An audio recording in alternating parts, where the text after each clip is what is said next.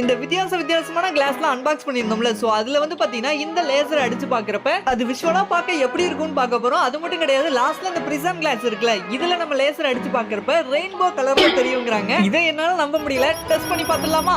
வாங்க. நீங்களும் இந்த டெஸ்டிங்ல ரொம்ப ஆர்வமா இருக்குன்னு நினைச்சீங்கன்னா டக்குன்னு அந்த லைக்கை போட்டு விட்டுருங்க. எத்தனை பேர் ஆர்வமா இருக்கீங்கன்னு பார்க்கலாம். அப்புறம் இன்னும் நம்ம சேனலை சப்ஸ்கிரைப் பண்ணலையா? யோசிக்காம சப்ஸ்கிரைப் பண்ணிக்கோங்க. இந்த மாதிரி இன்ட்ரெஸ்டிங்கான வீடியோஸ்லாம் நீங்க பார்க்கலாம். இதுல நமக்கு பிடிச்ச கலர் பர்பிளா எடுத்துக்கிறேன். அதுதான் கொஞ்சம் பிரைட்டாவும் இருக்கு. ஃபர்ஸ்ட் மிரர்ல இந்த மாதிரி தான் ரிஃப்ளெக்ட் ஆகும், உங்களுக்கே தெரியும். இதே கான்கேவ் மிரர்ல கொஞ்சம் வைடா ரிஃப்ளெக்ட் ஆகுது, கான்வெக்ஸ்ல அப்படியே ஆப்போசிட்டா ரிஃப்ளெக்ட் ஆகுது. இதுவே லென்ஸ் பக்கம் வந்து பாத்தீங்கன்னா அந்த லேசர் பட்டு அப்படியே ஸ்ட்ரைட்டா போகாம கிராஸா போகுது. இதே கான்கேவ் லென்ஸ்ல அப்படியே ஆப்போசிட்டா, அதை பார்த்தா உங்களுக்கே தெரியும். அடுத்து ஐஸ் கட்டி மாதிரி ஒரு கிளாஸ் இருந்துச்சுல, அதுல நம்ம லேசர் அடிக்கிறப்ப அந்த கிளாஸ் வழியா டிராவல் ஆகி போறப்ப இன்னும் சூப்பரா தெளிவா தெரியுது. அடுத்து இந்த பிரிசம் கிளாஸ்ல ஒவ்வொரு லேசரா அடிச்சு பார்த்தேன். ஃபர்ஸ்ட் கிரீன் லேசர் அடிச்சா அது உள்ள ரெட்டா தெரியுது. இதே பர்பிள் லேசர் உள்ள பச்சை கலர்ல தெரியுது. ஆனா நானும் எவ்வளவோ ட்ரை பண்ணி பார்த்துட்டேன், இந்த ரெயின்போ கலர் மட்டும் வர மாட்டேங்குதுங்க.